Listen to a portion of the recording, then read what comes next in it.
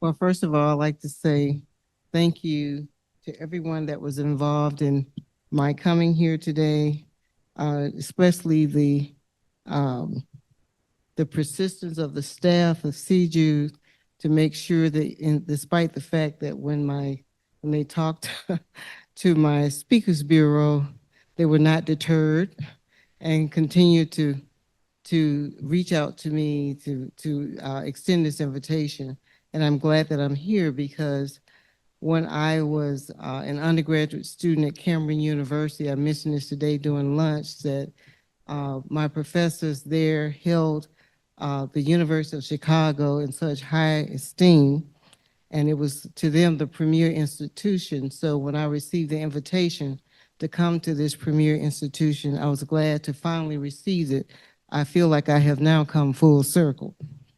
I also would like to say that it's an honor for me to be here and to be here on the podium of the School of Divinity, because at one point I considered studying and going to seminary because I wanted to understand how we use religion to bring people together instead of to tear people apart. And this was one of the universities that I considered at that time. And although my path took me a different way, my last book, Holy Ground, it was another full circle moment because it gave me an opportunity to talk about my faith. So as I tell my story today and talk about environmental justice, I will also talk about my faith, and I'm glad I'm standing on this platform so people can't say I shouldn't be speaking at a state institution about faith and religion. But again, another full circle moment. I am a country girl from Lowndes County, Alabama. For those of you that don't know where Lowndes County, Alabama is, it's located between Selma and Montgomery. Just for, if you like to learn more about Lowndes County, I would suggest that you read Hakeem Jeffries' book, Bloody Lowndes, because it tells the story. Lowndes County in one place was one of the places that racial terror was used in order to deter people from advocating their rights to democracy, which is the right to vote. It was also used because after the Civil War, there had to be a move to control the labor. Why control the labor? Because the labor was free because of slavery. And then after slavery, they had to come up with other ways to control it. And at one point, W.E.B. Du Bois actually went to Lowndes County and did a labor survey, a labor study, which was a house-to-house survey. And when he did that house-to-house survey, he found out that they had simply replaced slavery with sharecropping. And what happened as a result, although it was funded by the government, they refused to release it. Sounds similar to some of the things that are happening here in recent times. And then, of course, during that period of time in history, in Lowndes County, they organized a sharecroppers union, which was put down by violence. So Lowndes County, and I have to mention Lowndes County in that context because I also come to you with my experience from the Equal Justice Initiative. If you have not been to Montgomery, Alabama to visit the Lynching Memorial and Museum, you should go because it puts a lot of things in context that we're dealing with today. But Lowndes County was very, very instrumental in terms of democracy. And a lot of people, recently I was in Detroit, and we talked about the people in Detroit and how they were very helpful in the movement for democracy and the right to vote. But that's also true of Chicago, because a lot of people followed the highway during the Great Migration, and they ended up in places like Chicago. And I'm sure if I was to go and look at my ancestry DNA and the relatives that have taken those tests, that I found a lot of them live here in Chicago. In addition to that, I've also found when I look at the history, a lot of people came here to escape what was happening there, only to run into similar problems here. And although today I'm going to talk about what's happening in rural communities, I'm saying this with an underscore that what is happening in rural communities is only an indication of what's happening in urban communities or will happen in urban communities. That's why I decided that this talk would be about we're all in harm's way. When people talk about environmental justice, and especially when they talk about the sanitation issue, which is the reason why I'm probably here in the first place, when they talk about it, they think that it's just a rural issue and not an urban issue. When I was living in Detroit and went back to Lowndes County in 2000, taking my high school students. I was a high school teacher, teaching history. That's what my degree is in. And we went there to march from Selma to Montgomery.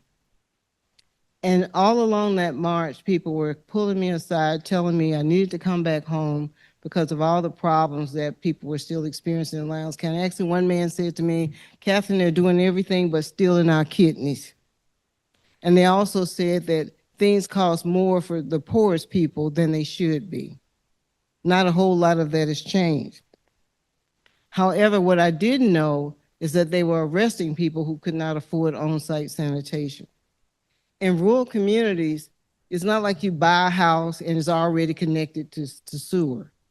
If you rent a place here in Chicago, it's already connected to sewer. You don't think about it. You flush and you forget. But in rural communities, it's different. You build your house or the house is already built and they have on-site septic, which is everything is treated there on the site. What we found out is that a lot of people there were straight piping. Straight piping means that when they flushed their toilet, it went out on top of the ground. And then from straight piping, we also found out that people had paid for septic systems and they weren't working properly. When it doesn't work properly, it comes back into the house. But nobody had ever raised the question, what kind of health problems are these causing?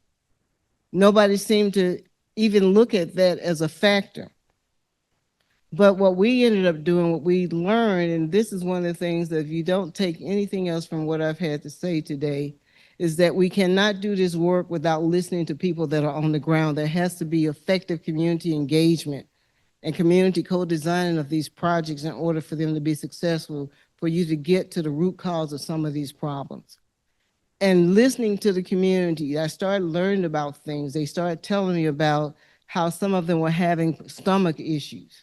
A lot of people had asthma. There were lots of issues that were associated with raw sewage being on the ground. And although we were able to stop the arrest of people, we still realized that there were other problems as well. And once the arrest stopped and we put in a few septic systems, they thought that it was the end of the problem, but it wasn't the end of the problem. We actually applied for an EPA grant in 2000. It took us 8 years to get it. Why they held up the grant, I don't know, but we were glad because in the end, what we were able to do with that grant was to take it and do a house-to-house survey to determine how many people were actually impacted by the raw sewage issue.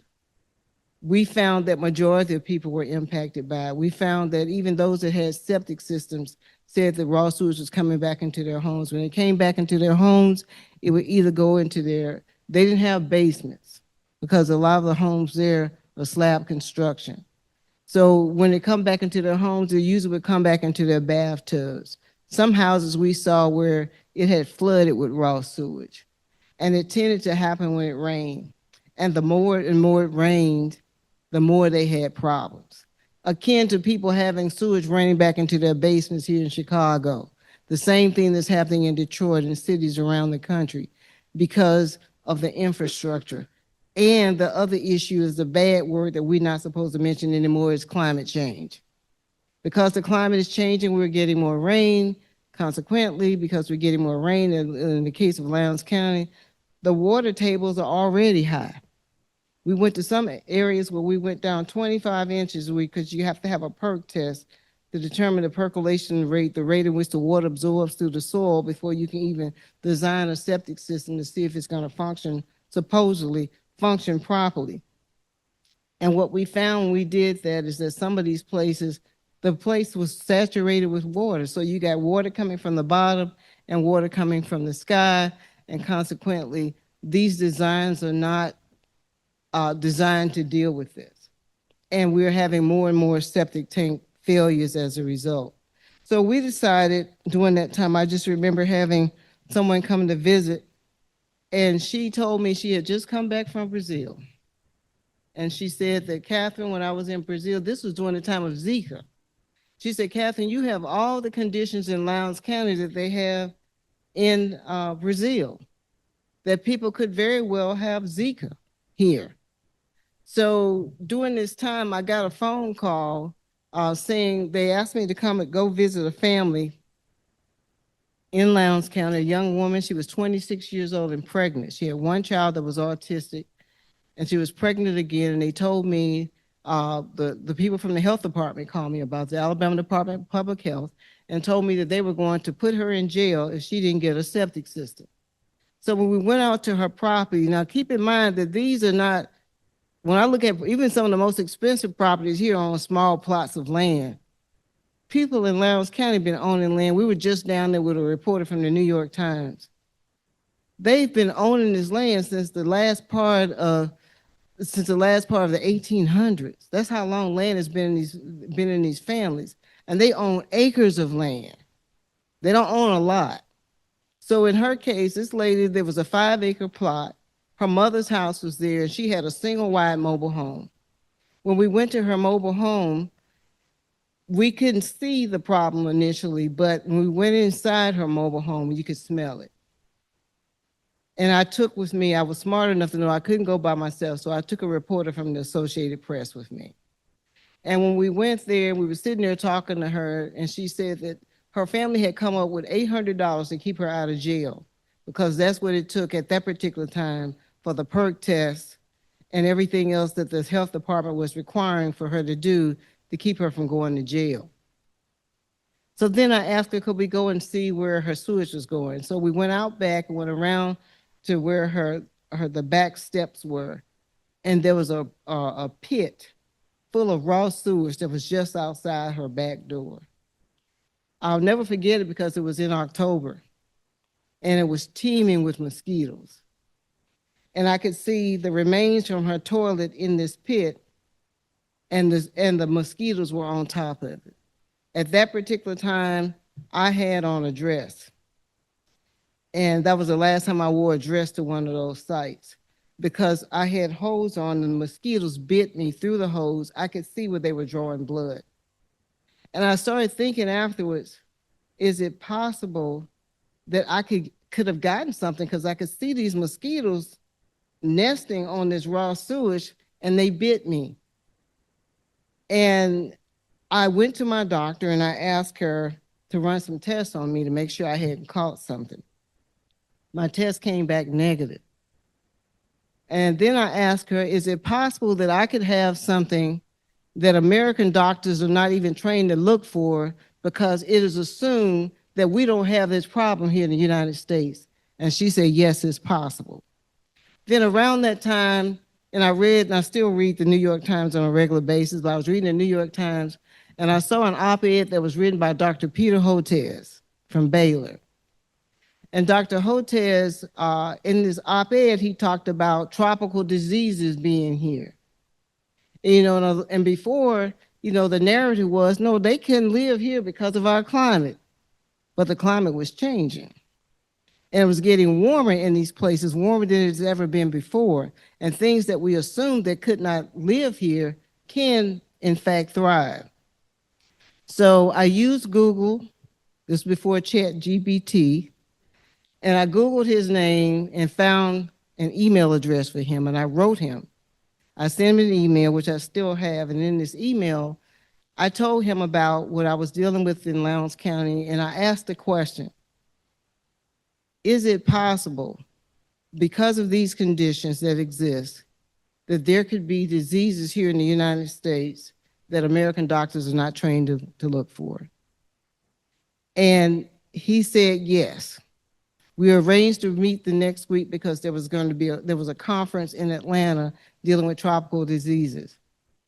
And I don't know if you've ever met Dr. Hotez, but he's a ball of energy. So he had all these people following him around at this conference.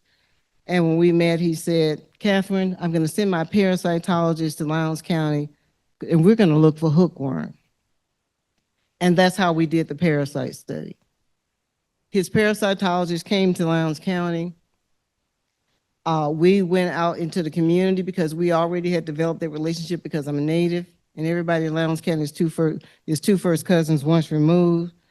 And when we went out into these communities, and we already knew where raw sewage was, and we were asking people to give their fecal samples.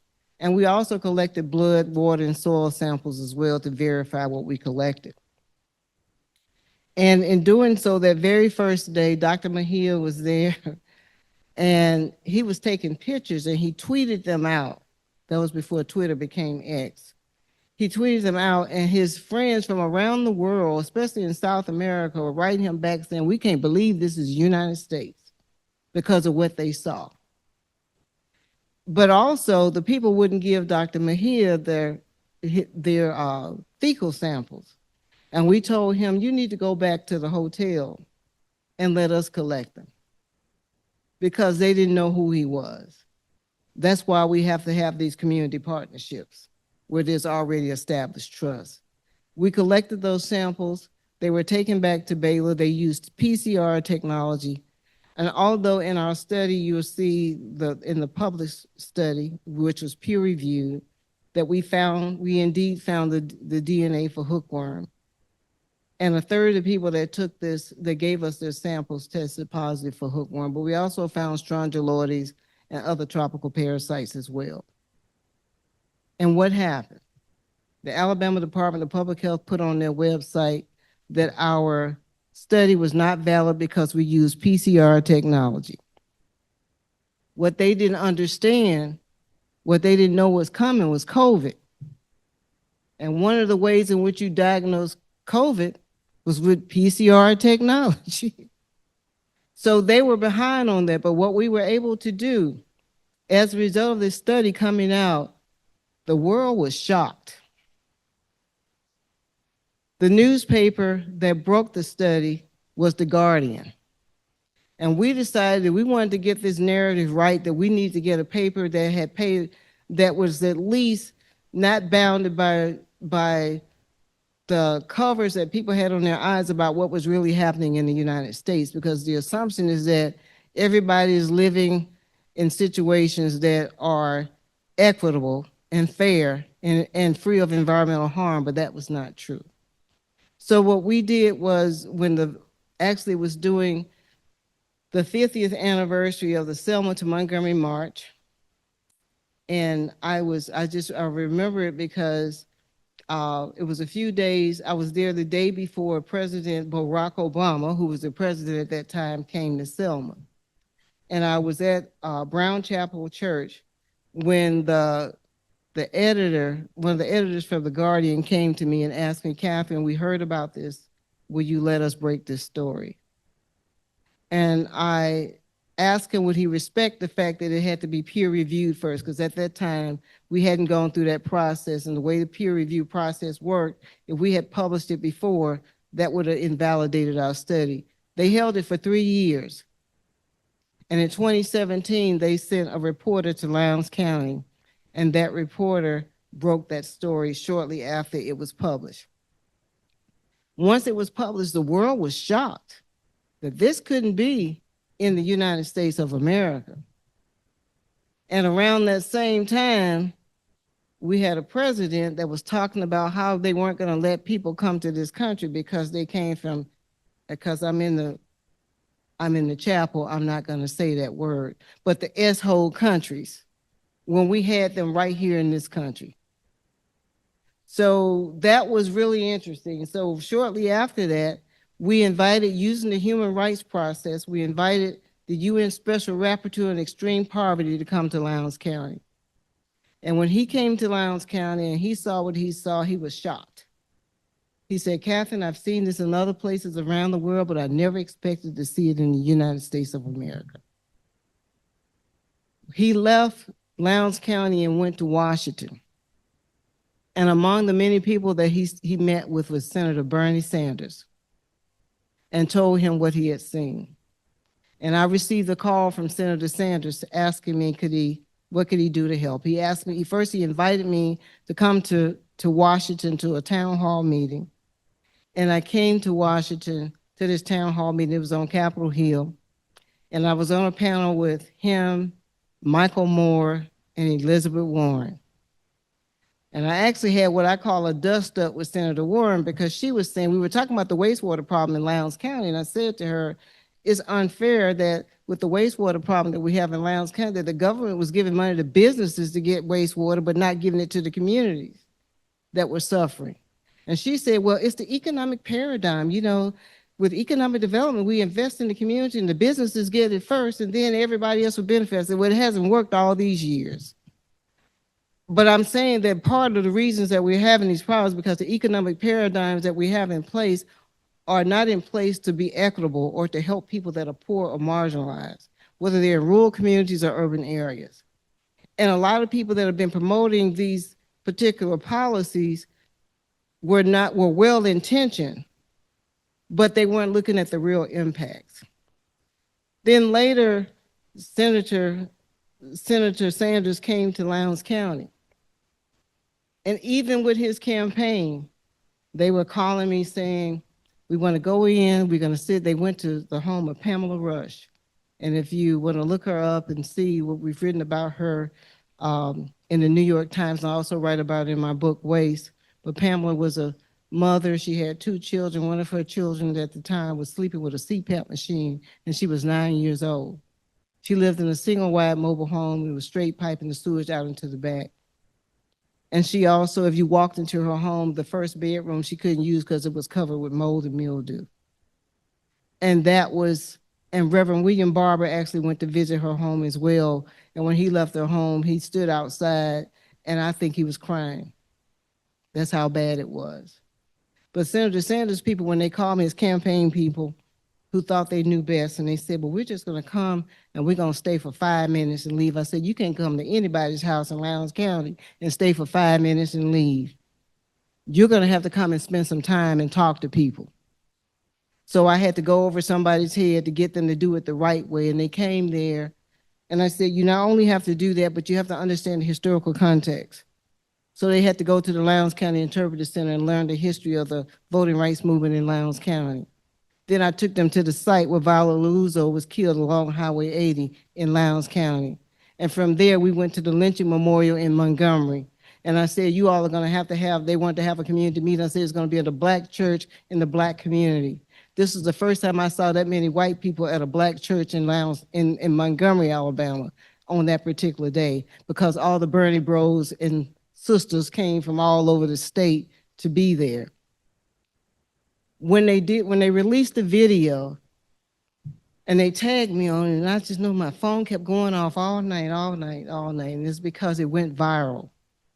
Because a lot of people got a chance to see it through his eyes in a way in which they would not have seen it. That's why it's important to bring people there to see it for themselves, not to come and try to get a lot of credit or get a lot of attention, but also to be able to tell the stories of the people from their perspective.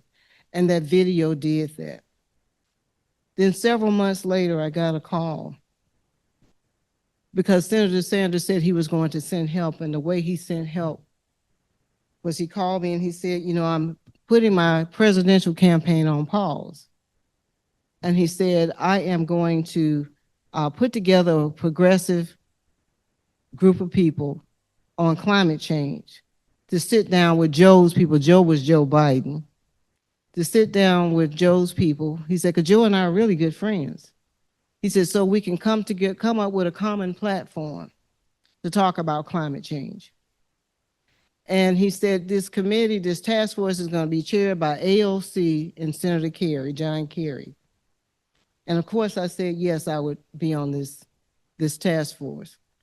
But there were also other powerful people on this task force, like Gina McCarthy, who had been the head of EPA. And while I was on this task force, I was able to push the sanitation issue to the forefront.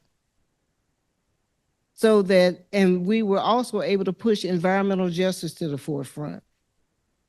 It became part of the talking points for the campaign. And then, of course, later, when Biden was elected president,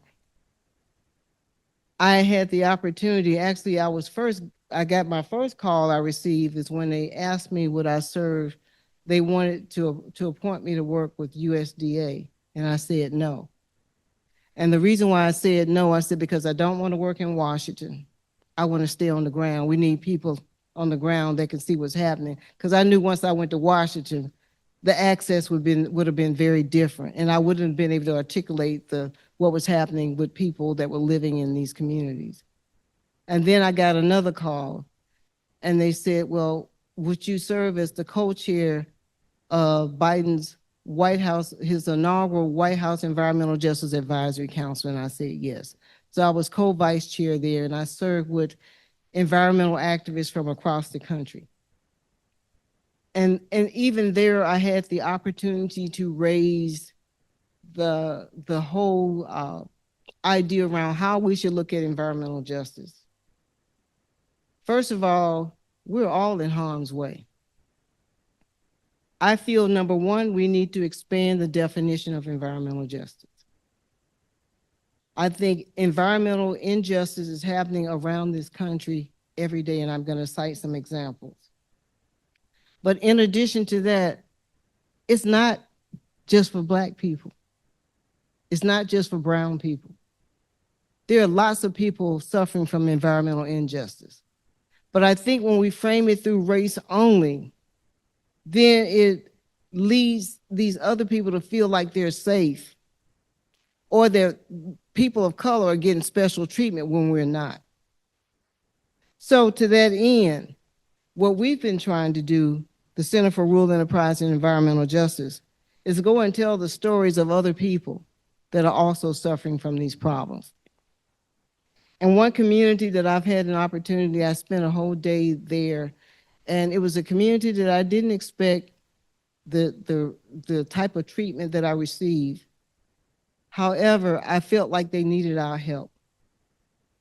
It was East Palestine in Ohio. When we went there, I think, and I joke James about this all the time, we increased the Black population that day. There were 4 Black people in our entourage. I saw Trump signs everywhere. However, they needed help. We went in about 10 homes that day. And when we went to those homes, everybody was crying out for help. First of all, this is a community that had been there for generations. These people, everybody, they went to the same churches. That's where they met their spouses. They had been, I mean, it was a community. But this train derailment had destroyed that community and their culture. And they weren't any different from the people in Lowndes County. They were just white. And what I found is a type of commonality that we would not get from campaign slogans. The type of commonality that we're not going to get if we don't talk to each other. The type of commonality that we're not going to get if we don't go and visit our brothers and sisters when they're in trouble, no matter who they voted for. So when we went there and went from house to house and talked to people whose children were having problems, people that were suffering with cancer, nosebleeds, people that first responders who were suffering from PTSD because they were on the scene and they were not prepared for what they had to deal with, people that had been out of their homes for over a year, who couldn't take their animals with them. We even saw videos of raccoons that were blind in one eye. And what was interesting, we saw humans that were blind in the same eye that the raccoons were blind in, somehow because of this chemical exposure. Because when that train derailed, they burned the chemical. And it looked like a nuclear explosion when I looked at the videos that people shared with us. And it happened under the Biden administration. But they didn't fare any better because their congressman their senator was J.D. Vance. And they're still asking for help. They cannot move out of their homes because nobody wants to buy them. No, who wants to go into a contaminated community? And that evening, after we talked to all these people, and I was saying one of the people that really moved me the most was a man that we met. His wife was sick. He had on a Liberty University shirt. But he was sharing with us what was going on. But we met spirit to spirit. We met because he was in need, and we needed to hear him, and we opened our hearts to that. That night, there was a dinner And there were over 200 people that showed up to that dinner, including this man's family. He called his brother and told his brother. His brother came to me and said, "Thank you for being here." He said, "I was able to get out because I had to make a decision to get my children out of here before they lost their health." He said, "But so many other people can't do that." So we're all in harm's way. And we have to expand that tent. And we have to look outside the places where we normally look for these environmental injustices. Because right now, we don't have a functioning EPA. So a lot of these places that thought that they were off limits, that it wasn't going to happen in their backyards, it's starting to happen in their backyards. You know, we're watching everyday reports of people like folk in Texas that are complaining about data centers that are coming into their areas. And in Corpus Christi, they're about to run out of drinking water.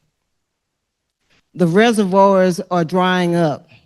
And they said, I just read an article today where the groundwater resources they thought that they were going to get are not available. Those are things that we don't expect to happen in the United States.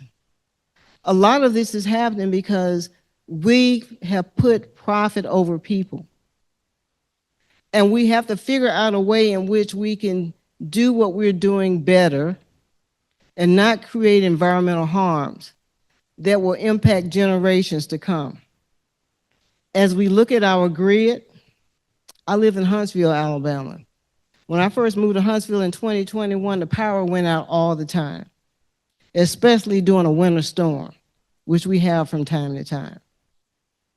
And I realized with all the construction that was going on that the grid couldn't handle it. And now they're looking at small-scale nuclear as a way to be able to replace some of that. But we have to come up with ways in which we use our technology to do good. But at the same time, we have to redo our language and the way we address these things, because our language, even around environmental justice, I think sometimes is a language of division. And the other side use that.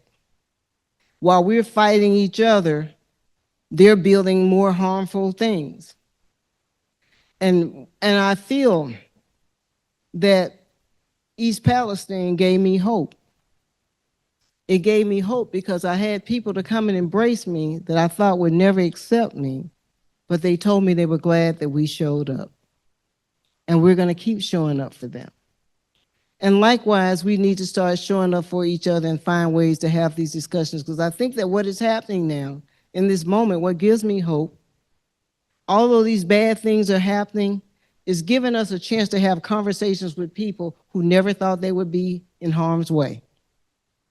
It's like the people that got mad recently because they thought that this person in the White House was the second coming of you know who. And recently, you know, I was with James, he and I were invited to the 10th anniversary of Laudato Si, and we went to Castel Gandolfo in Italy, which is the summer home for the Pope.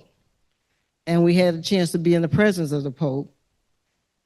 And the next thing we saw on the news was criticism of him. But we like him because we call him the Creole Pope, because they've traced his roots to Louisiana.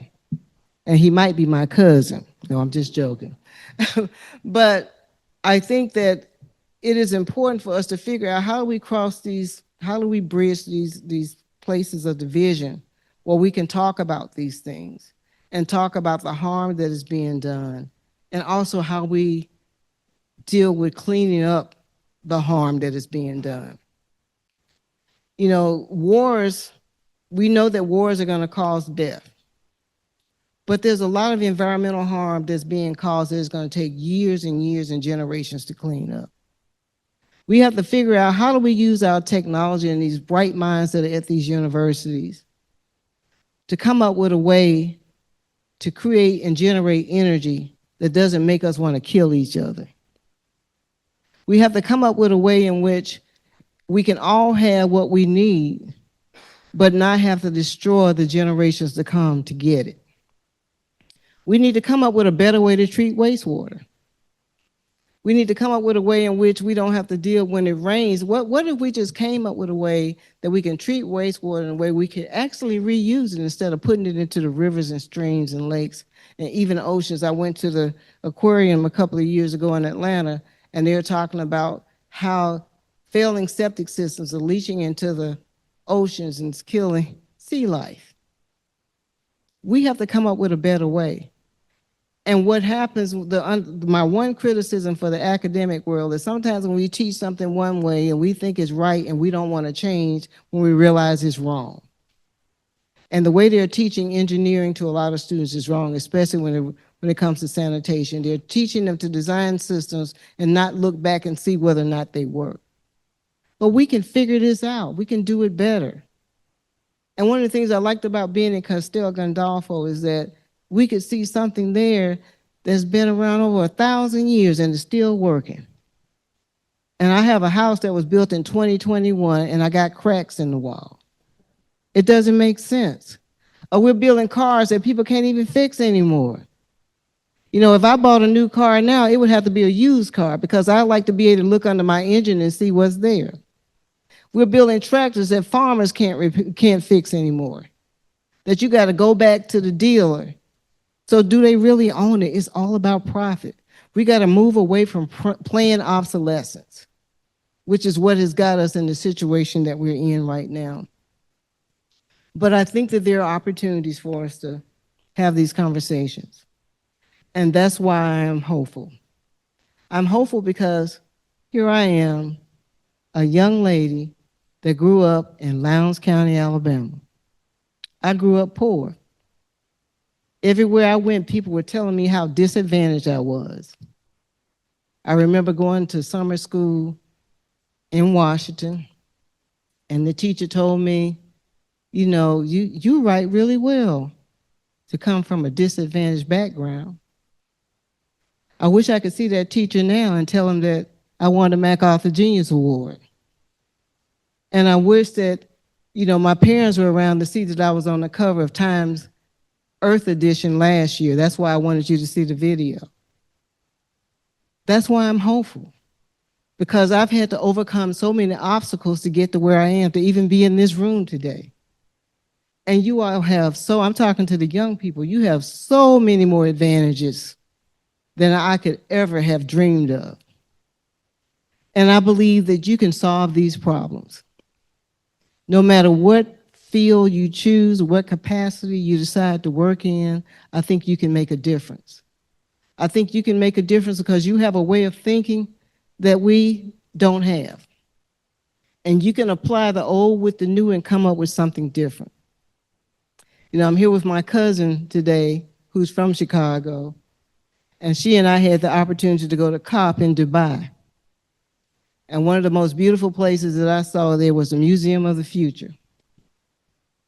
And if you ever have the opportunity, hopefully this war won't last long so that you'll get a chance to go. But in the Museum of the Future, there were so many possibilities that were there. And I think that you all would take it to the next level.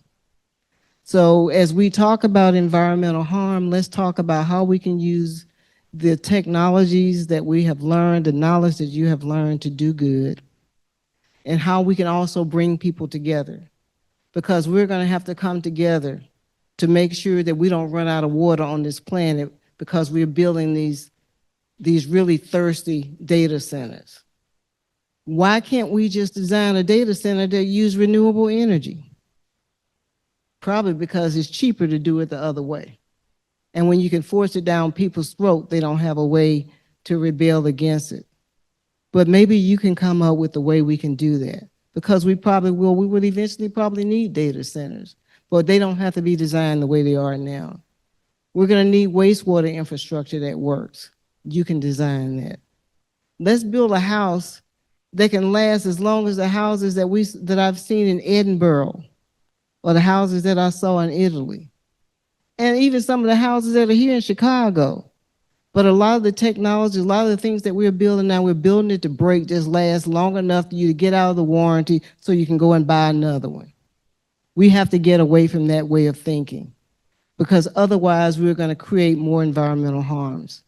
So I'm going to stop at this point, and I'm going to take questions because I like to engage in dialogue, because I feel like you haven't heard me if you can't ask me a question. So I'm open to questions, and thank you. So Catherine, thank you so much for your work and for your inspirational talk. As a member of the Divinity School, I want to personally welcome you to this particular space, not only as it completes this full circle moment for you, but so all of us can learn from your expertise and experience. Thank you. Thinking about the way that you framed your talk in relationship to your personal experiences throughout your life, I thought I might do the same in my questions. Okay. So the first, I'm a faculty member here in the Divinity School. I teach religious ethics and religious environmental ethics. And I'm curious to hear more about the role of religion that you see in this kind of work. You mentioned a few things about maybe your own ideas and also meeting spaces in terms of the Black church. Curious about that. If I might ask two others. One, as the daughter of a civil engineer who grew up in a small town in Southeast Iowa, I spent probably way more time than the average kid going to water and wastewater treatment plants around Southeast Iowa. And so much of what you said really rang true. And as a scholar of environmental justice, I'm both shocked and not shocked, if I can say that. I'm curious if you have any, if you've seen any technological opportunities or advances of the kind that you were hinting at in the latter part of your talk that might be helpful in your county. And that, who knows, maybe you have, maybe you haven't. And then the third is coming back to this case of East Palestine, something that I've studied with my students. Right before this talk today, I was teaching a class on climate justice. And we had read a piece by an Indigenous climate activist and scholar, Kyle Pals-White.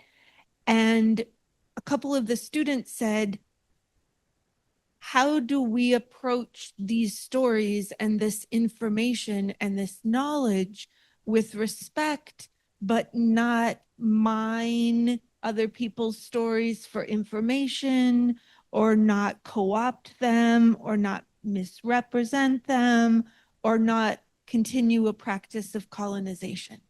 So I think you gave us some hints in your talk when you were relating to the people in East Palestine, but I was wondering if you could expand on that. I certainly have thoughts, but I'm coming to the expert here to see what you might say to my students in those times. Well, first of all, let me take the last question first. Be authentic. I think if you are authentic, then people will accept you. People know if someone's coming in to use and exploit them versus they're coming in to help them. Being authentic means you have to go in and respect their indigenous knowledge, no matter which university you're from. And often, the one example I use a lot is with my students from Duke when I first started working with them, is that they assumed at the time that because they were from Duke, they knew more than the people in Lowndes County. But they did know more than the people in Lowndes County because they had never been to Lowndes County. And I think that that's part of that false sense of superiority that we cannot take into these communities and try to work with them. And when we went to East Palestine, we went in being ourselves. We didn't go in seeing color. We didn't go in seeing political affiliation, although the person may have a big Trump sign sitting up there. We just went on and dealt with it. The reality is they needed us and we needed them. So we had to be authentic, and they accepted that. I think in terms of ethics and how we bring this to the table, another thing that I did with my students, I said, when you go into these communities, you have to learn how to deal with these communities. And part of it means if you're going into a Black community, you need to go to church. You know, whenever I wanted to organize anything, the neutral place was doing it at the church.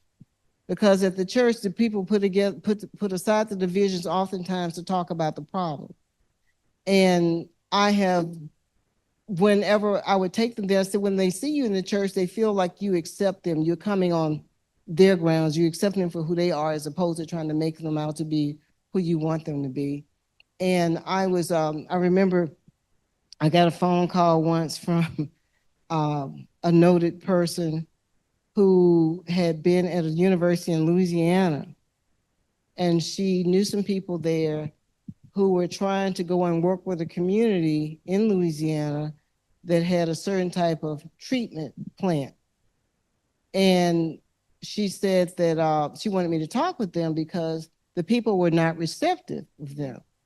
And so when I called and I talked with these professors, and they said, well, we want to go down and we want to teach them how to do this because they're not doing this right and blah, blah, blah. I said, so have you ever asked them their point of view? I said, you went in assuming that you know and you don't even live there.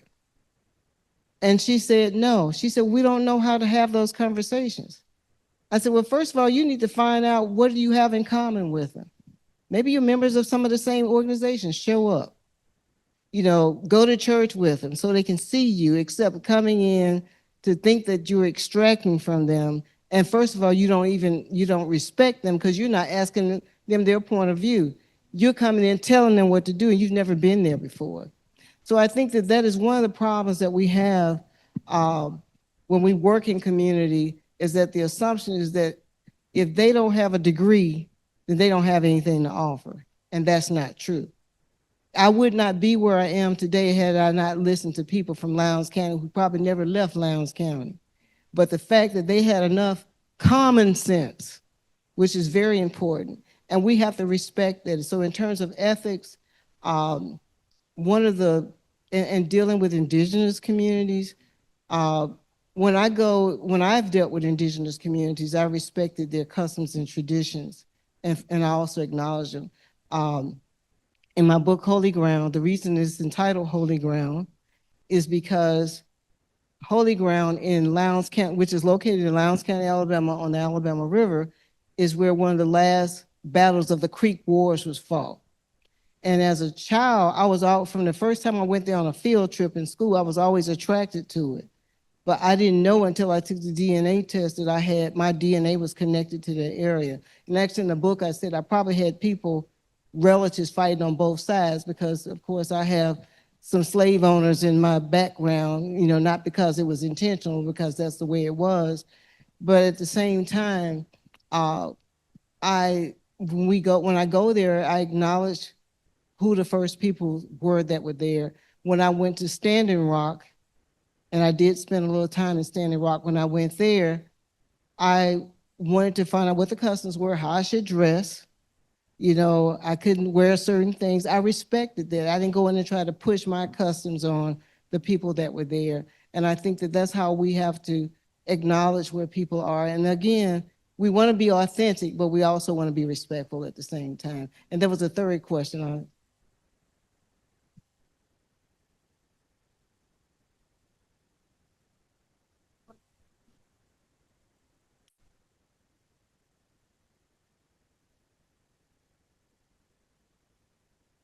One of the reasons that the Center for Rural Enterprise and Environmental Justice was actually founded around the work in Lowndes County, and we were located in Montgomery, and we decided that we were going to move to Huntsville, Alabama, because Huntsville, Alabama is where the Marshall Space Flight Center is located. And the Marshall Space Flight Center, they're responsible for keeping the astronauts alive. So we're there because we know there's a lot of knowledge and institutional knowledge there in terms of how you treat water and wastewater. And I had the opportunity to go there. They have a museum there at the Marshall Space Flight Center where they show how they take water and take urine and turn it into drinking water. But they haven't learned how to deal with the solids yet. And if you saw the recent Artemis moon mission, the first thing that went out was the toilet.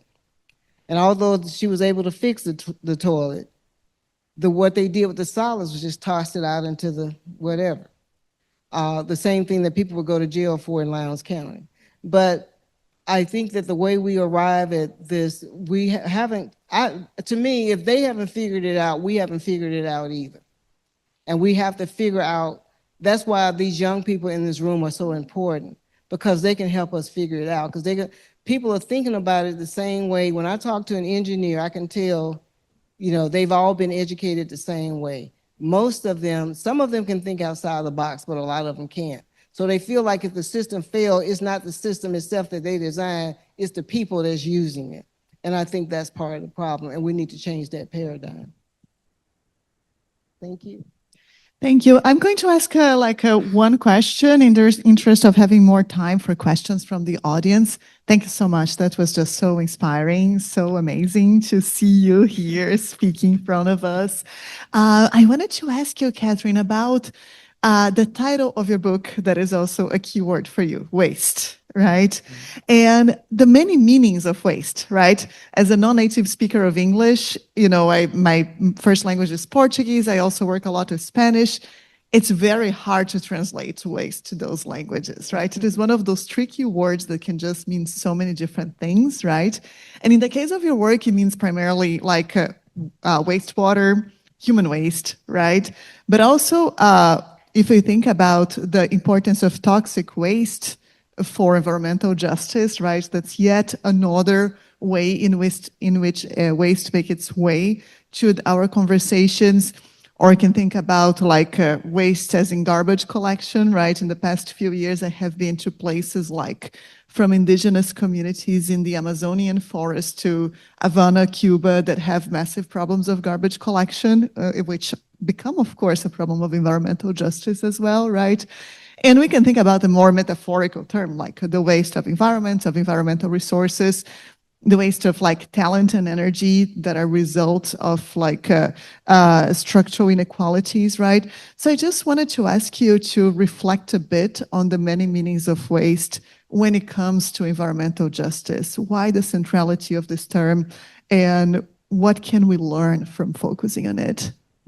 Well, I always tell stories to help people to understand what I'm trying to explain.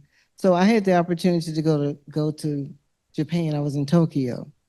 And I was in Tokyo, I was talking about environmental injustice. And the people in Tokyo were saying to me, Catherine, we don't have environmental justice issues here because we're all the same. That's when I realized that sometimes to frame it through race, people don't understand. But when we started talking about the people that were receiving the waste, what were the poor communities that were getting the waste from the larger cities, then people started to understand it. But when we framed it just as an environmental justice issue, a lot of people around the world, when they hear justice in the United States, they think we're only talking about race or civil rights. And civil rights is, of course, is synonymous in this country with race. So I just felt like in order for us to define it outside the parameters of the United States, we have to look at different kinds of waste. And so when I talk to people outside the United States and we talk about this, we talk about it in terms of pollution. We talk about it in terms of where the harmful plants are located. We talk about water contamination. We talk about who has access to infrastructure and who doesn't have access to infrastructure. And I think then when you go to a more homogeneous society, people understand it better than if you were in a community like here in the United States. Outside the United States, people look at it very, very differently. But I think when we look at marginalized communities and who's marginalized, we were at a school in Massachusetts, and at that particular school, we were talking with a lot of students that were from China. And we were asking them we were talking about environmental justice, and they were explaining to us how Beijing was organized and how on the outer periphery of the city, that's where all the industrial plants were located.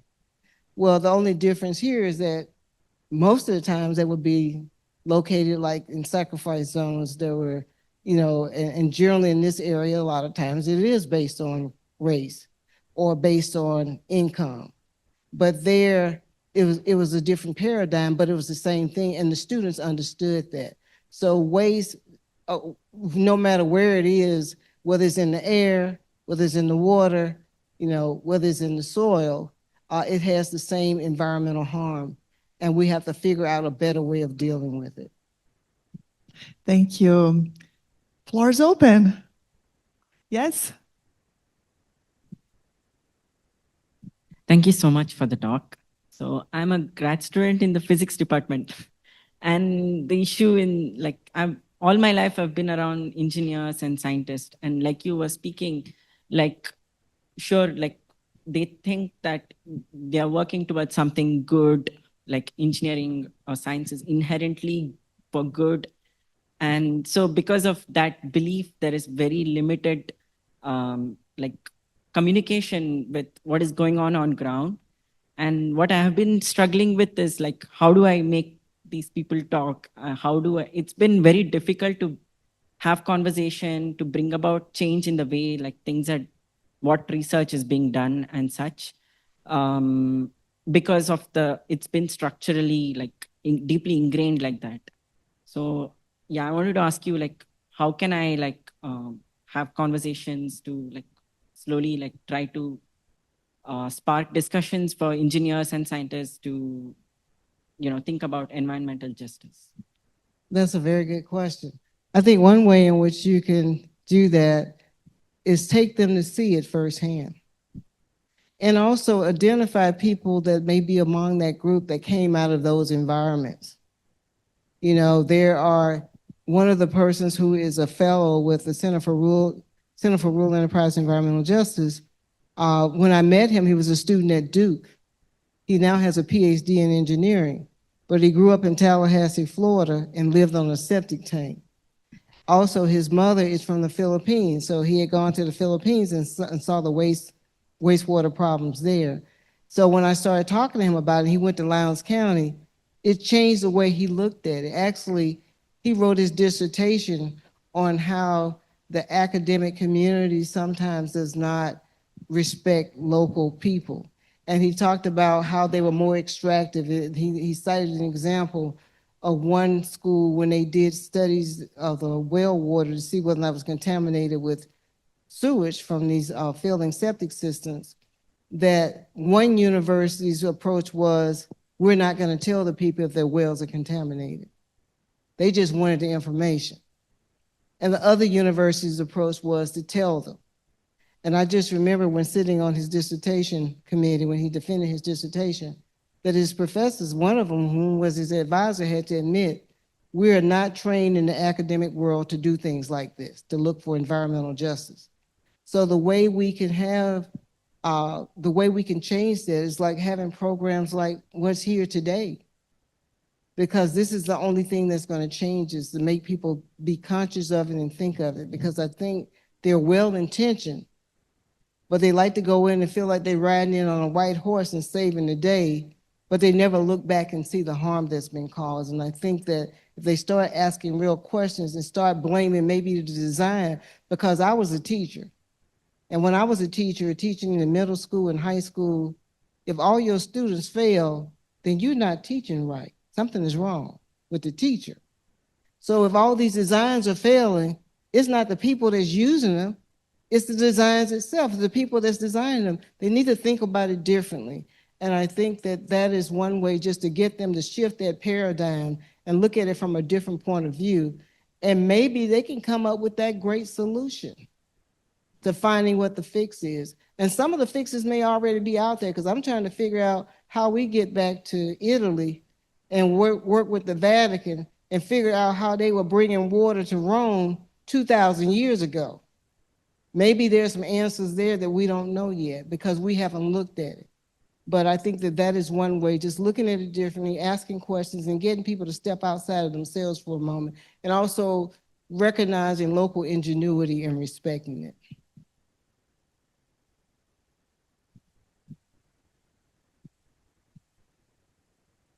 Maybe we can collect a couple of questions. Okay, so I'll take a question from you and one from Jennifer. Thank you so much for your talk. It's been really inspiring. So my question is, if, in your opinion, what we should ask is a change at the institutional level in the sense of the organization of the institutions.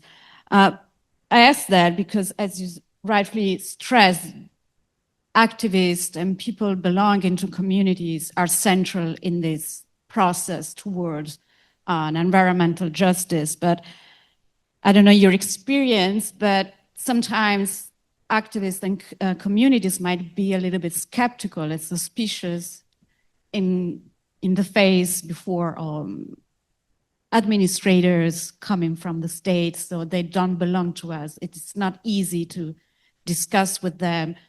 And so should we ask, I'm not American, so it's really a general question. Should we ask for the creation of institutions that somehow mediate between state institution and the communities, or do you think they already exist and should be simply be implemented? So let's say that this question comes back to what you said at the end. So this idea of the places where we overcome our divisions, that it's really inspiring. But I would love to understand more practically what that means. Thank you. so much. And let me just take one more question, Jennifer. And if you want to ask questions, please start making eye contact with me, raising your hands. So can I respond to her question first? So I think the one way in which we can do this, there are organizations that are already out there that have established the trust of the community. And I think it's important to find out who those organizations are and collaborate with them, because the work is only going to be done at the speed of trust. And I generally don't go into communities unless I'm invited by someone who lives in that community. Because that way, you know, even now, if somebody calls me from Lowndes County and I don't know who they are, I know who to call to find out who that person is before I go and deal with them. And likewise, in East Palestine, we were invited to come there. And I just didn't want to show up because some people are like ambulance chasers. They show up whenever there's a crisis to exploit it, then they move on. But having identifying organizations, and our organization is one of them. There are lots of organizations out there that already have established a trust. And if you go in with those organizations, then it solves part of the problem, because if they're trusted, then you may be trusted as well. And likewise, excuse me, when we did the study with Baylor, and when the professor went there, the doctor, to collect the samples, the people didn't trust him, but they trusted us. And they gave us the samples and we gave them to him. So I think it's important to have those, to develop those trusted relationships no matter where you are. When I went to Tokyo, I didn't just show up. You know, I'm on the board of the Climate Reality Project, and the Climate Reality Project in Tokyo invited me there. And they were the ones that took me around. So the meetings that I had in the community were different from the community than the meetings that I had with the diplomatic community, because they were set up by the Biden administration. That was different. But I wanted to meet people in the community. I wanted to hear their point of view. And it was those people that actually lived there that had already established the trust that were able to bring people out. And I think that's one way to get around that. Thank you so much for the work that you do. I'm going to confessionally say that as I try to formulate a question, I find this profound disjunction between like theory and practice in my own life, because I work here at the university, but I come from a sacrifice zone, a cancer cluster. And when I tell people about that, because it does come out up from time to time, because I'm a writer and I've written about it, people say, oh, which Superfund site did you grow up next to? As if they would know that. But in fact, what I learned when studying the place where I grew up is that there are just gajillions of Superfund sites and sacrifice zones, even when people do not see themselves in that way and do not want to see themselves in that way, because they don't.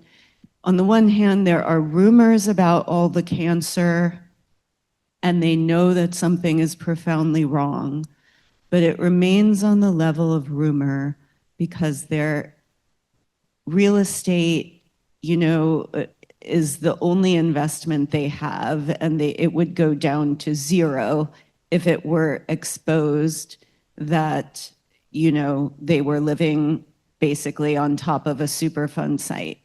So my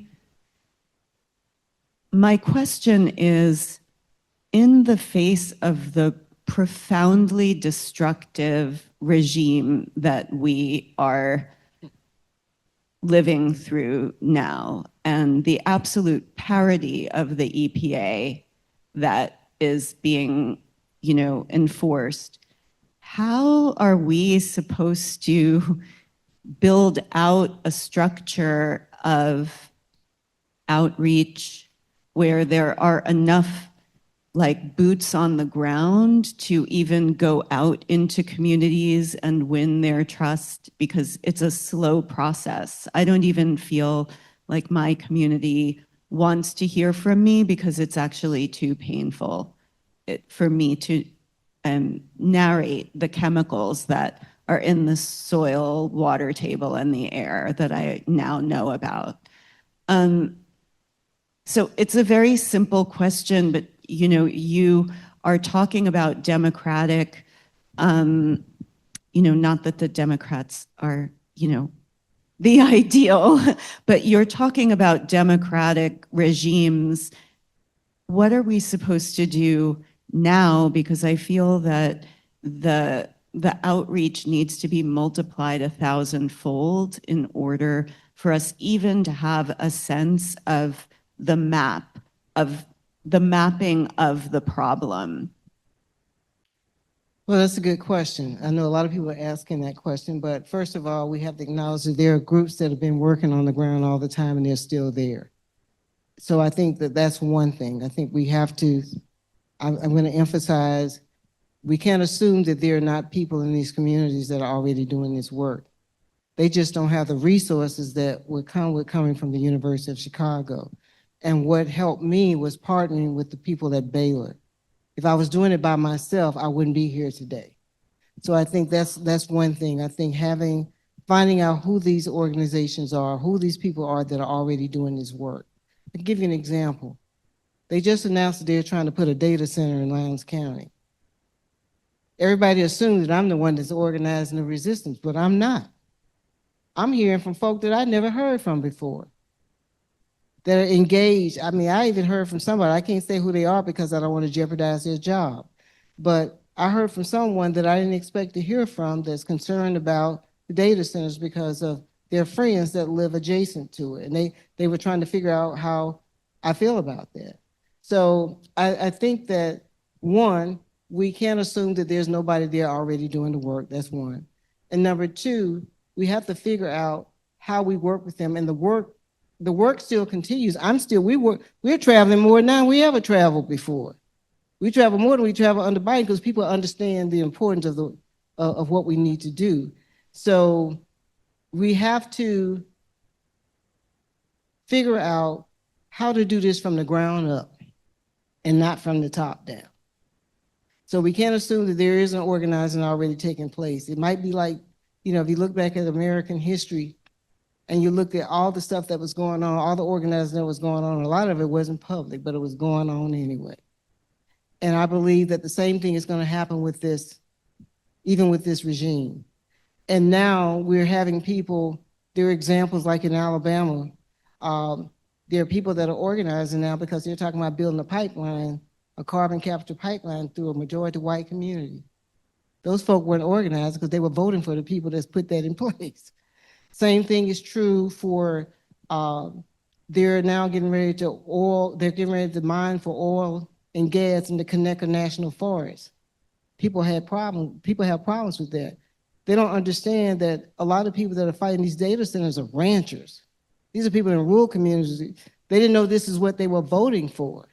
So I think that this is still an opportunity and a moment because of the people that I'm hearing from, talking about what's happening in their communities. They're organizing around these things. And some of these people are not, they certainly didn't vote Democratic, and they didn't vote for this. But I think it is an opportunity for us to organize, and even in the community that you're from. I mean, it's one of the most contaminated communities I've ever been to, with the cancer clusters and all, was in Cancer Alley in Louisiana. But there are so many groups that are down there organizing and trying to change things. And one of the persons who I see is a good example for me is General Russell Honore. I don't know whether you know General Russell Honore, but General Russell Honore was called in after Katrina. He was in the military. And he went in and organized because they were mistreating people that were there after the disaster when the levees broke. And now he's an environmentalist. And he's called by Democrats and Republicans that are having problems with environmental issues. And he's working with both. And the person who sent him into New Orleans was actually George Bush, who was the president at that time.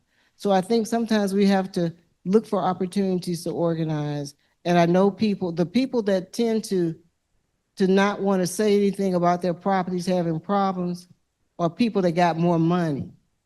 People that are poor don't have anything to lose anyway. They can't go anywhere. So they have to try to figure it out. But I think this is a great opportunity to organize from the ground up, not from the top down. We're going to take one last question from David. All right. Thank you, Sister Catherine, for this wonderful presentation. I've learned so much from you. I've been following your work for many years, so thank you for your leadership. I really appreciate the way, you're calling us in to expand the definition of environmental justice. I've been screaming about this for a little while, not as long as I should have. And you used the term that I've been using, which was, why is this seen as a special interest topic?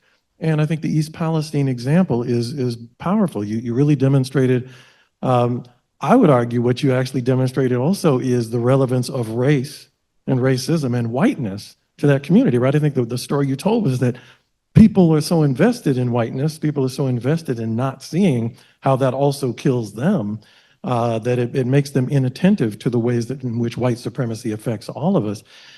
So I guess I'm just wondering why you think it is that those of us in the EJ movement have such an investment in the way we've been framing things. Is it because of scarcity of resources? And we're scared somebody else is going to gobble that up? What could it be? Because we know, as you've articulated, that environmental injustice affects so many different populations. And are there more productive ways to talk to white communities about this to bring them in? I mean, like Sister over here was saying, that's a lot of work. That's a lot of work. I mean, you and I know Dr. Bullard. I can't think of a community that he hasn't traveled to. And it sounds like you're on the same path, but there's only there's only you and him. I don't know a lot of people out there that have that bandwidth. So what is it, why is it that we're holding on to this narrow framing of what environmental injustice is, and how can we more productively have conversations with folks who don't look like us and who may not want to think about themselves as being oppressed? Well, it's really interesting because Dr. Bullock emailed me today about the data center in Lowndes County. But yeah, I just think that our language, period, is divisive. And there was a big argument we had when I was on the WEJAC. I think one of it is the scarcity of resources. And when people felt like resources were coming in, they were hoarding them. They wanted to make sure it went to the communities that had been neglected the longest. But that doesn't serve any of us, because we cannot allow any community to be in harm's way. It kind of reminds me of, I'm a lot older than everybody in this room, and I just remember one of my idols was Angela Davis, and she used to say, if they come for me tonight, they're going to come for you in the morning. And that's what's happening now. That's happening right now. So we have to figure out ways in which and we have to be intentional about reaching across the aisle, intentional about going into communities where people don't expect us to show up and be our authentic selves and show them there's no difference between you and us. And I've even said to folk, like when I went with Reverend William Barber is the founder of the New Poor People's Campaign. When I went to Appalachia, and I said, we need to have an exchange program. We need people from Appalachia to go and spend some time in Lowndes County and vice versa, and they can realize they're the same. You're treated the same. There is no difference. But I think that some people have bought into, until recently, Some people have bought into the fact that their whiteness protected them, and it's not. And I think there lies the opportunity for us to have these discussions and for us to work together. And let's get past that. I think that one of the things that I learned from working with EJI is that we have to leave room for transformation and forgiveness. And we need that. We need to have room for transformation and forgiveness so that we can move forward together and figure out how to solve these problems, or we're not leaving a very good future for our children, grandchildren, and the seventh generation.